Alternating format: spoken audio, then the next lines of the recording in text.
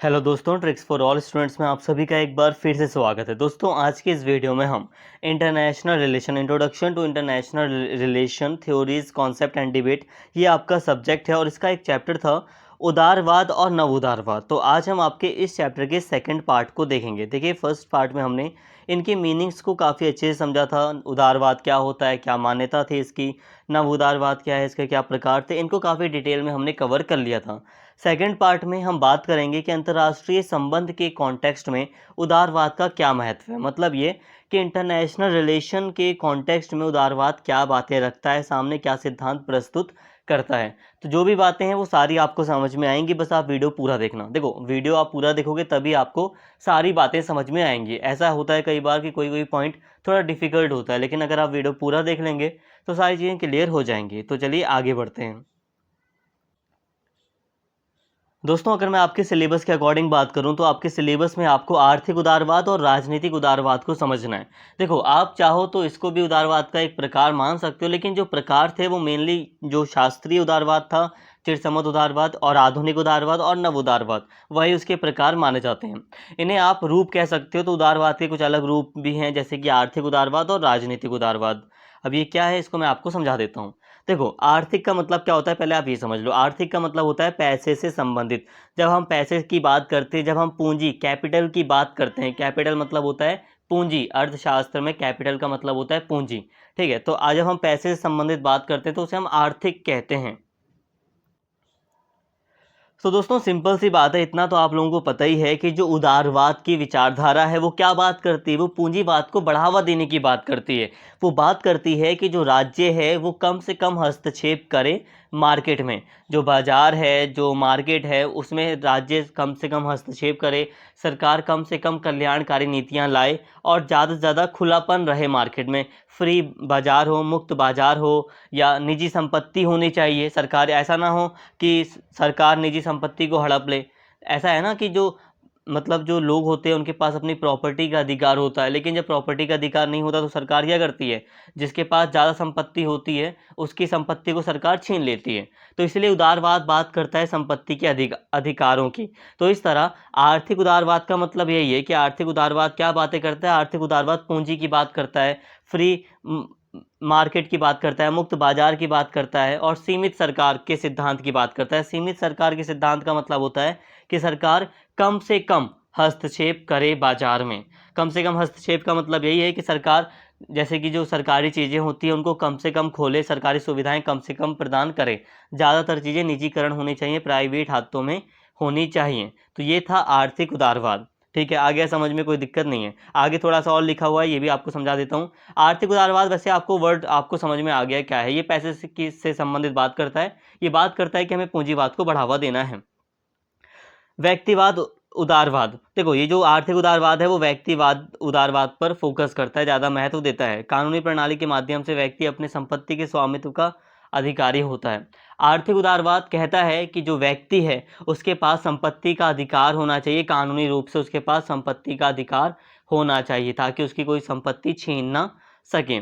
इसके साथ ही Adam Smith हो गए, डेविड रिकार्डो हो गए, तो उनके कार्यों में भी आर्थिक उदारवाद को देखा जा सकता है। वे मानते थे कि निजी संपत्ति व्यक्ति को उत्पादन बढ़ाने के लिए प्रोत्साहित करती है और बाजार का संचालन, बाजार मतलब जो मार्केट है, जो समाज में हम मार्केट देखते हैं, उसका संचालन मुक्त रूप से होना चाहिए, जिसमें सरकार का कोई हस्तक्षेप ना हो। इसके साथ ही दोस्तों यहाँ पे बताया गया है कि आर्थिक उदारवाद से संबंधित जो प्रमुख दार्शनिक हैं उदारवाद के, जैसे कि एडम स्मिथ हो गए, डेविड रिकार्डो हो गए, तो इन्होंने भी आर्थिक उदारवाद के बारे में कई सारी बातें कही हैं। जैसे कि इन्होंने कहा कि जो निजी संपत्ति है वो क्या करती है, वो व्यक्ति की उत्पादन क्षमता को बढ़ाती है, व्यक्ति और ज़्यादा तेज़ी से उत्पादन करता है। जाहिर सी बात है, जब किसी व्यक्ति को काम के हिसाब से पैसा मिलता है तो वो व्यक्ति ज़्यादा से ज़्यादा काम करने का प्रयास करता है। ये सारी बातें हैं। तो ये आता है आर्थिक उदारवाद के अंतर्गत, आपको समझा दिया। राजनीतिक उदारवाद क्या होता है, इसे आप थोड़ा सा समझ लीजिए। तो बात करूं मैं राजनीतिक शब्द की, तो राजनीतिक का मतलब क्या होता है। देखो दोस्तों, कोई भी पॉलिटिक्स क्या होती है, जब हम बात करते हैं किसी देश के शासन प्रणाली की बात करते हैं, सरकार की बात करते हैं, किसी देश के प्राइम मिनिस्टर का चुनाव कैसे होना चाहिए, कहाँ पर लोकतांत्रिक सरकार होनी चाहिए, कहाँ पर तानाशाही सरकार नहीं होनी चाहिए या कौन सी सरकार अच्छी है, जब हम ऐसे देश में जो प्रमुख राजनीतिक संस्थाएं जब हम उनकी बात करते हैं तो वो सारी चीज़ें राजनीतिक आ जाती हैं। तो राजनीतिक उदारवाद भी कुछ ऐसा ही है। राजनीतिक उदारवाद भी बात करता है कि कैसी सरकार होनी चाहिए, सबसे अच्छी सरकार कौन है। जैसे कि जो उदारवाद है वो राजनीतिक उदारवाद के अंतर्गत बात करता है कि लोकतांत्रिक सरकार ज़्यादा अच्छी होती है। तो ये सारी चीज़ें हैं राजनीतिक। पढ़ लेते हैं एक बार यहाँ पे, थोड़ा सा यहाँ पे डिफ़िकल्ट भी लगेगा इसलिए हल्का सा पढ़ के आपको समझाता हूँ। जॉन लॉक के राजनीतिक लेख उदारवादी दर्शन को विकसित करने के मूलभूत आधार थे। उन्होंने अपने लेख टू ट्रीटीज़ ऑफ गवर्नमेंट, इन्होंने किताब लिखी थी टू ट्रीटीज़ ऑफ गवर्नमेंट में जीवन, संपत्ति और स्वतंत्रता के अधिकार को प्रकृति का सिद्धांत माना था। जब वह इस बात पर जोर देते हैं कि राज्यों के लिए उनके शासितों की सहमति होना आवश्यक है, तो इस दौरान वह प्राधिकार को ही वैधता प्रदान कर रहे थे। इस कारण से जॉन लॉक को आधुनिक उदारवाद का जनक भी कहा जाता है। यदि संप्रभु अधिक प्राधिकार लोगों को न्याय प्रदान कर पाने, उनके जीवन और निजी संपत्ति को सुरक्षा प्रदान करने में और अपने कर्तव्यों को पूर्ण कर पाने में असफल रहते हैं, तो इस दौरान लॉक ने राजनीतिक सिद्धांत के अपने लेखों में, अपने जो भी उन्होंने चीज़ें लिखी हैं उसमें क्रांति को न्यायोचित ठहराया।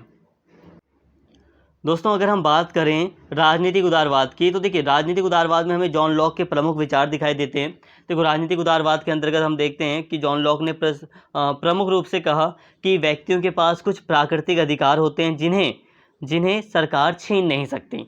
तो ऐसी राजनीतिक व्यवस्था, उदारवाद कहता है कि ऐसी राजनीतिक व्यवस्था समाज में होनी चाहिए जिसके अंतर्गत सभी नागरिकों को प्राकृतिक अधिकार उपलब्ध हों, ठीक है, और वो प्राकृतिक अधिकार सरकार उनसे ना छीन सकें।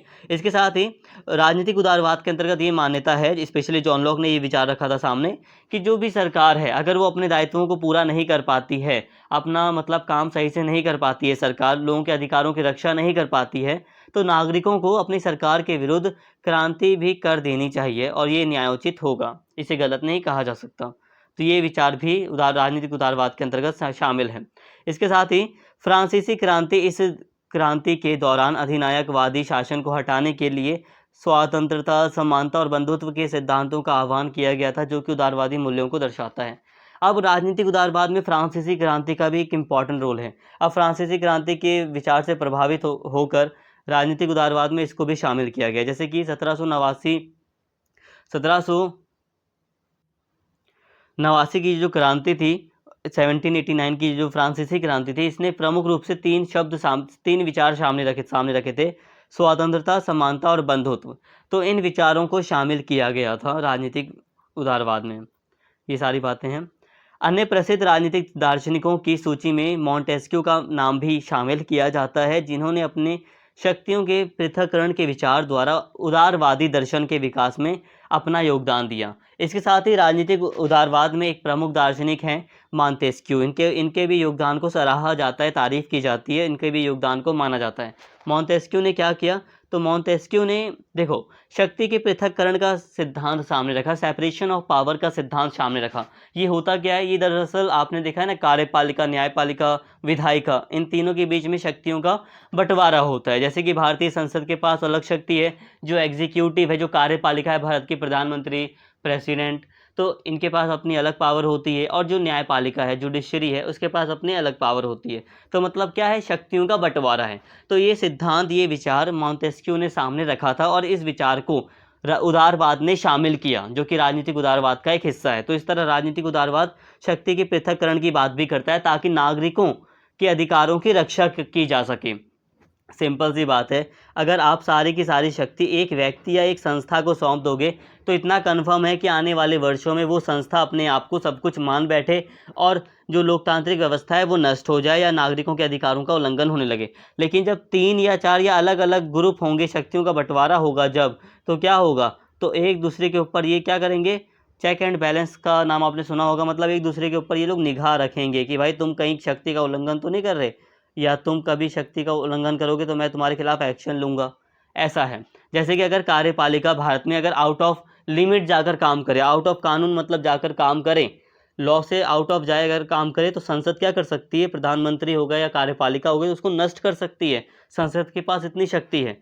और विधायक और न्यायपालिका के पास भारत में इतनी शक्ति है कि अगर कोई कानून, संविधान का उल्लंघन करे, तो न्यायपालिका संसद के उस कानून को रद्द कर सकती है, ठीक है, अवैध घोषित कर सकती है। तो ये होता है चेक एंड बैलेंस, मतलब एक दूसरे के ऊपर निगाह रखते हैं, एक दूसरे के काम की देखरेख करते रहते हैं, जिससे शक्ति का पृथक्करण से नागरिकों के अधिकारों की रक्षा होती है। तो ये था उदारवादी विचार, राजनीतिक उदारवादी विचार में शामिल था ये। इसके साथ ही दोस्तों, कानून का शासन। राजनीतिक उदारवाद मानता है कि कानून का शासन होना चाहिए, रूल ऑफ लॉ होना चाहिए, ठीक है, कानून का शासन होना चाहिए। इसके अलावा जर्मी बेंथम हो गए, जे.एस. मिल हो गए, देखो जॉन लॉक हो गए, मॉन्टेस्क्यू हो गए, फ्रांसीसी क्रांति का एक इंपॉर्टेंट रोल था राजनीतिक उदारवाद में। इसके साथ ही जर्मी बेंथम हो गए, जे.एस. मिल हो गए, इन्होंने भी राजनीतिक उदारवाद के विकास में अपना योगदान दिया है। अब ये जो दार्शनिक है, इन्होंने क्या योगदान दिया इसको अभी मैं बताता हूँ। जर्मी बेंथम का राजनीतिक सिद्धांत उपयोगितावाद के विचारों पर आधारित था। इस सिद्धांत के अनुसार कोई व्यक्ति अपने वांछित उद्देश्यों को प्राप्त करने के लिए ही परिकल्पित होगा कार्यवाही करता है, क्योंकि मनुष्य तार्किक प्राणी होते हैं जो कोई भी कार्य करने से पहले लाभ या एवं हानि का आकलन करते हैं। इसके साथ ही दोस्तों, जे.एस. मिल हो गए, बेंथम हो गए, इन्होंने क्या किया, इन्होंने बेंथम होगा नाम यहाँ पे, जर्मी बेंथम, इन्होंने उपयोगितावाद के सिद्धांत को प्रस्तुत किया। मतलब ये कि जो सिद्धांत ज़्यादा लोगों को, जो विचार ज़्यादा लोगों को फ़ायदा पहुँचाए, वही विचार अपनाया जाना चाहिए। मतलब ये है कि ऐसा दो विचार हैं, आपके पास दो ऑप्शन है, एक 1 और एक 2, आपको दोनों में से वो ऑप्शन उठाना है जिसमें ज़्यादा लोगों की भलाई शामिल हो, ठीक है, आपको वो देखना है कि कौन सा ऑप्शन आपको ज़्यादा प्रॉफिट देगा। तो इसी तरह मनुष्य भी यही करता है, जो कार्य उसे ज़्यादा आनंद देता है उसे वो वही कार्य चुनता है और उसे वही चुनना चाहिए, ऐसा जर्मी बेंथम और जे.एस. मिल ने कहा। हालांकि ये पूरा का पूरा एक चैप्टर है उपयोगितावाद का, वो आप आगे के सेमेस्टर वगैरह में पढ़ोगे। यहाँ पर बस इतना समझ लो कि जर्मी बेंथम और जे.एस. मिल ने एक महत्वपूर्ण योगदान दिया राजनीतिक उदारवाद में। इन्होंने माना कि जो मनुष्य है वो तार्किक प्राणी है, वो सूझबूझ से काम लेता है, वो सोच समझ कर काम लेता है। और इस तरह राजनीतिक उदारवाद भी यही मानता है कि मनुष्य एक तार्किक प्राणी है, उसमें तर्क वितर्क करने की क्षमता पाई जाती है और वो वही डिसीजन लेता है जो उसके लिए अच्छा होता है। तो यहाँ तक हमने बात कर ली आर्थिक उदारवाद की, और राजनीतिक उदारवाद को हमने यहाँ पर अच्छे से समझ लिया। बड़े टॉपिक्स थे, कम शब्दों में ज़्यादा समझा है हमने, तो बहुत अच्छा है कि इतने कम समय में हमने समझ लिया। भले ही वीडियो आपको लगता है बड़ी हो जाती है, लेकिन इससे छोटी वीडियो अगर बनाएंगे तो बहुत सारे टॉपिक छूट जाएंगे। उम्मीद करता हूँ सारी बातें यहाँ तक आपको समझ में आ गई हैं। अब हम बात करते हैं उदारवाद और अंतर्राष्ट्रीय संबंध की, कि उदारवाद अंतर्राष्ट्रीय संबंध के कॉन्टेक्स्ट में क्या बातें कर रहा है। देखो दोस्तों, उदारवादी राजनीतिक व्यवस्था सदैव ही सैन्य शक्तियों को सीमित करने और सेना के ऊपर लोकतांत्रिक नियंत्रण स्थापित करने का प्रयास करती है। पहला पॉइंट ये है कि उदारवाद ये चाहता है कि दुनिया में जो सैन्यकरण है उसके ऊपर लोकतांत्रिक नियंत्रण हो। मतलब एक लोकतांत्रिक सरकार होनी चाहिए सभी देशों में, ताकि जो सेना वगैरह है, जो आर्मी है, जो मिलिट्री है, उसके ऊपर एक लोकतांत्रिक नियंत्रण हो, एक सही नियंत्रण हो। ऐसा ना हो कि कोई सरकार तानाशाही है जो कि किसी दूसरे देश के लिए खतरा बन जाए। अब ऐसा क्यों है, इसके पीछे रीज़न है। देखो, उदारवादी जो मतलब उदारवादी मानते हैं कि जो सैन्य शक्तियाँ हैं वो सीमित होनी चाहिए। कहने का मतलब है कि हम अपनी सेना को बिल्कुल अंधाधुंध तरीके से ना बढ़ाएं, अंधाधुंध तरीके से हम हथियारों का निर्माण ना करें, जैसे कि युद्ध करने जा रहे हैं हम, ऐसा ना हो, ठीक है। युद्ध नहीं करना है, हमें विश्व में शांति बनानी है, ऐसा उदारवाद का थोड़ा विचार है। और इसीलिए उदारवाद ये नहीं कह रहा कि सेना को ख़त्म कर दो, उदारवाद कह रहा है, लिबरलिज्म, कि सेना पर एक लोकतांत्रिक नियंत्रण होना चाहिए। अब इसके पीछे कई सारे कारण हैं, हल्का सा मैंने आपको बता दिया। आगे देखिए, सैन्यकरण और प्रतिभूतिकरण के साथ दूसरी समस्या यह है कि यह अंतर्राष्ट्रीय स्तर पर सहयोग के बजाय संघर्ष को बढ़ावा देगा, जिसके कारण बाजार मूल्यों में भी गिरावट होगी। सिंपल सी बात है, अगर अशांति फैली हुई है तो क्या आप मार्केट में व्यापार कर पाएंगे? सिंपल सी बात है यार, जब दो देशों के बीच में युद्ध हो रहा है तो दो देश आपस में व्यापार कर पाएंगे? नहीं कर पाएंगे। या सिंपल सी बात है, अगर किसी भी देश में युद्ध हो रहा है, कोई देश वॉर लड़ रहा है, तो जो वहाँ के नागरिक हैं या जो दूसरे देश के आसपास के जो लोग हैं, तो वो क्या व्यापार कर पाएंगे? उनका मुख्य फोकस तो कहाँ होगा? उनका मुख्य फोकस तो युद्ध में होगा, वॉर में होगा। तो इसीलिए ये शांति को बढ़ावा देकर एक मतलब एक ऐसा माहौल तैयार करना चाहता है जहाँ पर हम व्यापार ज़्यादा कर सकें, ठीक है। जो मार्केट है उसमें कंपटीशन हो, जैसे कि लाइक अभी यूक्रेन रशिया वॉर चल रही है लंबे समय से, तो क्या हो रहा है, वहाँ का जो बिजनेस है, वहाँ का जो मार्केट है वो सफ़र कर रहा है, उसको दिक्कत हो रही है। और बहुत सारे जो दुनिया के लोग उसके ऊपर डिपेंड थे, तो उनके ऊपर भी क्या हो रहा है, उनके ऊपर भी मतलब फ़र्क पड़ रहा है इसका। तो कई सारी प्रॉब्लम्स उन्हें फेस करनी पड़ रही है वहाँ पर। और हम दूर है तब भी हमें भी कई बार कुछ चीज़ों के लिए सफ़र करना पड़ता है। इसके साथ ही दोस्तों, सैन्यकरण और प्रतिभूतिकरण, देखो क्या होता है कि अगर सैन्यकरण बढ़ता है या सैन्यकरण बढ़ रहा है, मिलिट्री बढ़ रही है और प्रतिभूतिकरण बढ़ रहा है, तो इससे कई सारी दिक्कतें सामने आती हैं। बाजार में क्या होता है, संघर्ष होता है, सॉरी बाजार में नहीं, अंतर्राष्ट्रीय स्तर पर संघर्ष होता है। एक दूसरे के साथ देश संघर्ष करते हैं, कॉन्फ्लिक्ट होता है उनका, लड़ाइयाँ होती हैं। इसका सबसे अच्छा उदाहरण हमें कोल्ड वॉर से मिल जाता है। कोल्ड वॉर का जो माहौल था विश्व में, हम देख सकते हैं, ठीक है। कोल्ड वॉर में यही हुआ, एक तरफ यूएसए और दूसरी तरफ यूएसएसआर थे, जिन्होंने अपनी अपनी मिलिट्री को काफ़ी ज़्यादा तेज़ी से आगे बढ़ाया और हमने दोनों के बीच पूरे विश्व में हमने देखा टेंशन क्रिएट हो गई थी। दो ग्रुप्स के कारण एक बहुत बड़ी पूरे विश्व में टेंशन क्रिएट हो गई थी। और यहाँ पे प्रतिभूतिकरण का क्या मतलब है, सिक्योरिटाइजेशन का मतलब ये है यहाँ पे सिंपल सा, कि जैसे कि अगर हमें कुछ बैंक वगैरह से लोन वगैरह लेना है तो बदले में हमें कुछ रखना पड़ता है, चाहे गोल्ड हो, चाहे ज़मीन हो, चाहे कुछ भी। तो ये होता है सिक्योरिटाइजेशन होता है, ये प्रतिभूतिकरण होता है ये, ठीक है। तो इतना ना हो, इसको ये बढ़ावा नहीं देना चाहता उदारवाद, कि ऐसा ना हो कि हमें ज़्यादा चीज़ें रखनी पड़ें, बल्कि कम या छोटी शर्तों पर भी आराम से लोन वगैरह मिल जाए अंतर्राष्ट्रीय स्तर पर। अंतर्राष्ट्रीय संघर्षों का अंतर्राष्ट्रीय अर्थव्यवस्था, राष्ट्रीय समृद्धि और स्वतंत्रता पर प्रतिकूल प्रभाव पड़ता है। प्रतिकूल प्रभाव पड़ता है, इस बात की समीक्षा, कैसे प्रतिकूल प्रभाव पड़ता है, इस बात की समीक्षा के दौरान यह तर्क दिया जाता है कि उदारवादियों ने लोकतांत्रिक शांति सिद्धांत दिया है। इस सिद्धांत के द्वारा ही उन्होंने अंतर्राष्ट्रीय संबंधों में महत्वपूर्ण योगदान दिया है। तो यहाँ पर बिल्कुल सिंपल है, कुछ ज़्यादा समझाने वाली बात नहीं है, कि जो उदारवादी हैं उन्होंने लोकतांत्रिक शांति सिद्धांत प्रस्तुत किया है ताकि विश्व में अंतर्राष्ट्रीय संबंध अच्छे से स्थापित हो सकें, ठीक है। अब लोकतांत्रिक सिद्धांत क्या है, ये शांति सिद्धांत, इसको एक बार मैं समझा देता हूँ, बाकी तो ये वर्ड से ही समझ में आ रहा है। लोकतांत्रिक शांति सिद्धांत में यह माना जाता है कि उदारवादी लोकतांत्रिक देश कभी युद्ध नहीं करते, क्योंकि वे मानते हैं कि युद्ध काफ़ी हानिकारक होता है। जब से उदारवादी तार्किक और उपयोगितावादी मूल्यों के सिद्धांतों को मानने लगे हैं, तब से वे मानते हैं कि युद्ध व्यक्ति के स्वतंत्रता, व्यापार और मुक्त बाजार के लिए बेहतर नहीं है। तो सिंपल सी बात है कि लोकतांत्रिक शांति सिद्धांत का अर्थ यही है कि युद्ध हानिकारक होता है। किसी भी लोकतांत्रिक देश या सभी देशों के लिए जो युद्ध है वो हानिकारक होता है। तो उदारवाद की विचारधारा ये मानती है और इसी कारण से वो लोकतांत्रिक शांति सिद्धांत को विश्व में प्रस्तुत करती है। इस तरह आपने कई सारे पॉइंट्स यहाँ पर देख लिए, जैसे कि जो उदारवाद है वो कहता है कि विश्व स्तर पर, अंतर्राष्ट्रीय स्तर पर, इंटरनेशनल लेवल पे हमें जो सेना है सभी देशों की, उसके ऊपर एक लोकतांत्रिक नियंत्रण होना चाहिए। मतलब तानाशाही सरकार वगैरह का समर्थन ये नहीं करता बिल्कुल भी। ये कहता है कि सेना की शक्तियों को हमें सीमित रखना चाहिए, अनलिमिटेड नहीं करना चाहिए।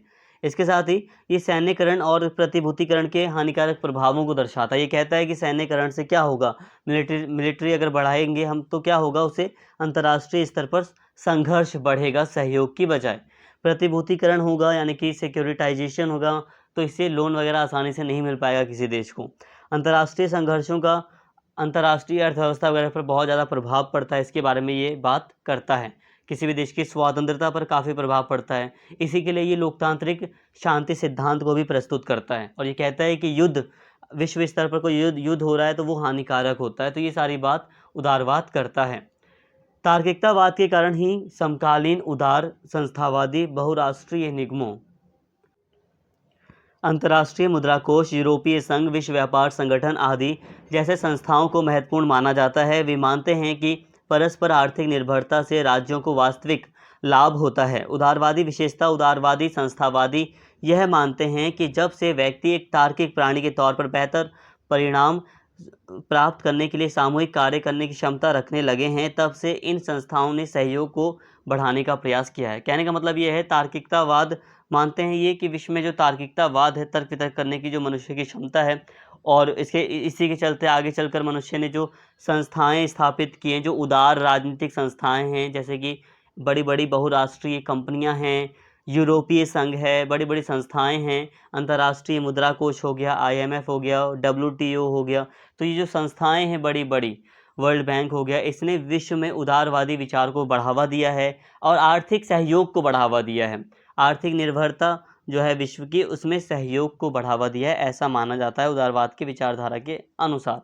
मतलब उदारवाद की विचारधारा जो ये जो उदार संस्थाएं हैं, ये जो लिबरल का मतलब होता है जो काफ़ी लोकतांत्रिक हों, तो ये जो संस्थाएं हैं वो आसानी से पूरे विश्व में सहयोग को बढ़ावा दे रही हैं, ऐसा मानता है उदारवाद।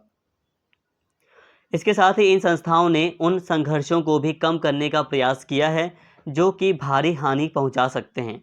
ये संस्थाएं ऐसी परिस्थितियों का निर्माण करती हैं जिससे कि राज्यों के बीच व्यापार से आपसी लाभ होता है और संघर्ष कम होता है, जिसके परिणाम स्वरूप राज्य युद्ध को कम पसंद करते हैं, क्योंकि युद्ध भीषण नुकसान पहुंचाता है, जिसके कारण व्यापार से प्राप्त होने वाला लाभ मिलना बंद हो जाता है। कहने का मतलब ये है कि अभी जो मैंने ऊपर आपको संस्थाएं बताई अभी, तो ये जो संस्थाएं हैं, WTO वगैरह जितनी भी संस्थाएं, ये संस्थाएं विश्व में संघर्ष को कम करती हैं, एक दूसरे जो देश हैं उनमें व्यापार को बढ़ाने का काम करती हैं। जैसे कि इनके जो लॉज होते हैं वो इंटरनेशनल लॉज होते हैं, तो सभी देशों को इनके लॉज या इनके कानून मानने पड़ते हैं, जिस कारण से अंतर्राष्ट्रीय स्तर पर कई सारे देशों को आपस में समझौता भी करना पड़ता है कई सारे मुद्दों को लेकर, और युद्ध को साइड में रखना पड़ता है। और कई बार ऐसा भी होता है कि जब कोई देश युद्ध करता है तो उसके ऊपर कई सारे प्रतिबंध भी लगाए जाते हैं। तो इस तरह ये जो संस्थाएं हैं वो सहयोग को बढ़ावा देती हैं।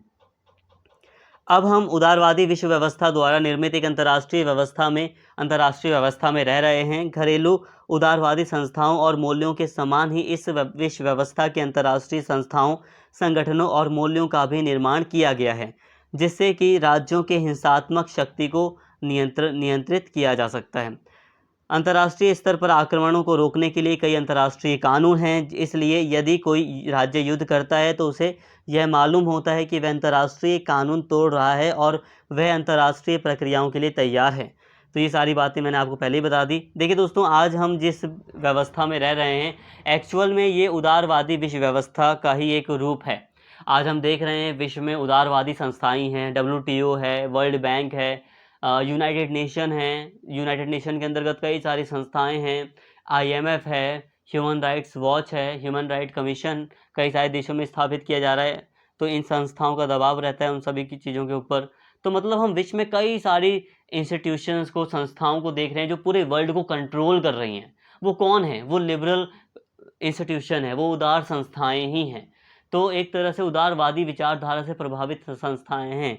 तो आज हम कह सकते हैं कि जिस विश्व व्यवस्था में, वर्ल्ड सिस्टम में हम रह रहे हैं, ये जो वर्ल्ड ऑर्डर है वो पूरा का पूरा उदारवादी विचार के ऊपर आधारित हमें दिखाई देता है, और युद्ध वगैरह को रोकने में इसका एक महत्वपूर्ण योगदान है, ये मैंने आपको बता दिया। अंतर्राष्ट्रीय अर्थव्यवस्था और अंतर्राष्ट्रीय संस्थाओं के विश्लेषण के आधार पर यह तर्क दिया जा सकता है कि यहाँ अंतर्राष्ट्रीय उदारवादी मूल्य उपलब्ध हैं। ये मूल्य अंतर्राष्ट्रीय सहयोग, मानवाधिकार, बाजार आधारित अर्थव्यवस्था और नियम आधारित व्यवस्था को बढ़ावा देते हैं। कहने का मतलब यही है कि अंतर्राष्ट्रीय उदारवादी जो विचार है, इसके अंतर्गत जो विश्व में कई सारी संस्थाएं स्थापित की गई हैं, ये कई सारे नियमों से बनी हैं। इनके अपने नियम हैं, अपने कानून हैं जो सभी सदस्य देशों को मानने पड़ते हैं। तो इस तरह पूरे वर्ल्ड में कई सारे लॉज बना दिए गए हैं, सभी चीज़ों को कंट्रोल करने के लिए लॉज बनाए गए हैं। आपने लॉज सुना होगा कि 200 मील से अगर आगे कोई देश जाता है समुद्र पार, तो वो एरिया उसके मतलब उसका नहीं माना जाएगा। जैसे 200 मील है, मुझे एग्जैक्ट याद नहीं आ रहा, जहाँ तक मुझे याद है वो ये है कि समुद्र तट से अगर आप कोई देश 200 मील आगे तक जाता है और उस एरिया में कोई भी रिसोर्स है, पेट्रोल है, डीजल है, कुछ भी मिल रहा है, कुछ भी संसाधन अगर मिल रहा है, तो वो उस देश का माना जाता है। लेकिन उससे आगे अगर उससे आगे वो जाएगा 200 मील से, तो वो किसी भी देश का नहीं माना जाएगा, वो विश्व कम्युनिटी का संसाधन माना जाएगा या उसका अधिकार नहीं होगा आगे तक। तो मतलब कई सारे कानून बनाए गए हैं समुद्र को लेकर या अलग अलग चीज़ों को लेकर। तो यही है कि अंतर्राष्ट्रीय अर्थव्यवस्था में हमें अंतर्राष्ट्रीय स्तर पर कई सारी संस्थाएं या कई सारे नियमों को देखने को मिल जाता है, जिसमें उदारवाद की विचारधारा का एक बहुत बड़ा रोल है। तो विचारधाराएं कई सारी हैं, यथार्थवादी हैं, मार्क्सवादी हैं, उदारवादी हैं, और दूसरी भी विचारधाराएं हैं, आदर्शवादी विचारधाराएं। लेकिन उदारवादी विचारधारा का काफ़ी इम्पॉर्टेंट रोल हमें दिखाई देता है। यदि इन अंतर्राष्ट्रीय मूल्यों को स्वीकार नहीं किया जाता तो इसके परिणाम स्वरूप काफ़ी नुकसान होता है। अब ये जो अंतर्राष्ट्रीय स्तर पर मूल्य, मतलब यहाँ पर कानून है, ठीक है, ये जो अंतर्राष्ट्रीय कानून वगैरह हैं या अंतर्राष्ट्रीय नियम वगैरह है, अगर इसको स्वीकार नहीं करता है कोई देश, तो उसको कई तरह के नुकसान झेलने पड़ते हैं। आप देख लो आज नॉर्थ कोरिया की क्या हालत है। नॉर्थ कोरिया कोई भी रूल रेगुलेशन नहीं फॉलो कर रहा, आज उसकी हालत हम देख सकते हैं, है ना। तो उसके ऊपर कई सारे प्रतिबंध हैं जो भी हैं, लेकिन फिर भी उसकी हालत ख़राब है। तो ये है बात, अगर आप नहीं मानोगे विश्व कम्युनिटी की बात, तो आपके ऊपर थोड़ा प्रभाव तो पड़ेगा ही पड़ेगा। परंतु यदि इन अंतर्राष्ट्रीय उदारवादी मूल्यों को, कानूनों को स्वीकार किया जाता है तो सुरक्षा, उत्पादकता और प्रगति के संदर्भ में काफ़ी लाभ होता है। इस प्रकार ऐसे उपक्रमों की सफलता के लिए बड़े पैमाने पर समर्थन किया जाता है, साथ ही संपूर्ण विश्व में ऐसे मूल्यों को अपनाया जाता है। सिंपल सी बात है, अगर कोई देश अंतर्राष्ट्रीय कानूनों को अपना रहा है, मान रहा है, फॉलो कर रहा है, तो इसमें उसका फ़ायदा भी बहुत सारा होता है। उदाहरण के लिए, जब कुवैत पर ईरान ने, जहाँ तक मुझे याद है, जब कुवैत पर ईरान ने कब्जा कर लिया था, तो अमेरिका या संयुक्त राज्य की जो सेना थी उसने कुवैत को क्यों आज़ाद करवाया ईरान से, उसने ईरान से दुश्मनी क्यों ली? इसलिए ली क्योंकि अंतर्राष्ट्रीय कानूनों के अंतर्गत आप किसी दूसरे देश के ऊपर कब्जा नहीं कर सकते। ये अंतर्राष्ट्रीय कानून का उल्लंघन था। तो इससे क्या होता है, एक सिक्योरिटी भी मिल जाती है किसी देश को, कि अगर उसके ऊपर कोई कमज़ोर देश है, अगर उसके ऊपर कोई हमला कर दे बिना वजह, या कब्जा करने की कोशिश करे कानूनों से परे जाकर, तो अंतर्राष्ट्रीय जो बिरादरी है, अंतर्राष्ट्रीय इंटरनेशनल जो कंट्रीज़ हैं, रूल्स रेगुलेशन के अकॉर्डिंग उसका साथ देते हैं। तो ये सारी बातें थी, आई होप यहाँ तक आपको समझ में आ गया।